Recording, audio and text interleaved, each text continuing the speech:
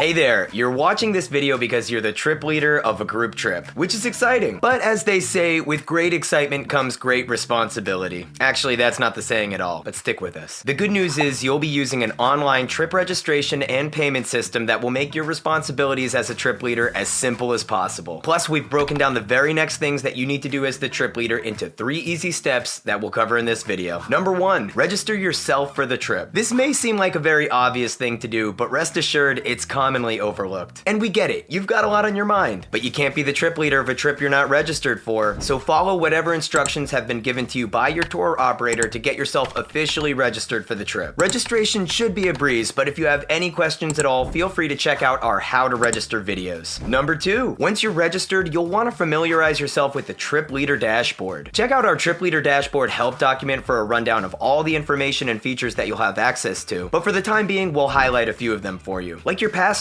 funnel, which is where you can see everyone that's registering and what status they're in. The trip payment schedule, which is where you can see how much is due and when. Your menu options, which is where you can make lists, apply fundraising or scholarship money, aka bulk credits, and send announcements. And finally, the trip code, which we'll go into more detail about in a second. Number 3, speaking of the trip code, our final tip for success is to educate your passengers. As the trip leader, you're in a position to get people pumped up about this trip and help them register. Therefore, we recommend promoting the trip, and when you do, always include the trip code. The trip code may not always be required to begin with, but it's very useful for everyone to have in case they need it at any point of the registration process. Next, give your passengers and their families the heads up of the difference between registering and logging in. Especially if they're using one of our custom registration pages, these two options are used for 2 totally different things. Register is to create an account and begin registering for the very first time, and login is for anyone that already has an account and is returning to do something like make a payment. We hope this video has been helpful to you in getting started in your role as the trip leader, which you'll totally crush on your way to enjoying the trip of a lifetime. If you have any other questions, remember to reach out to your tour operator or travel coordinator. And until then, take care.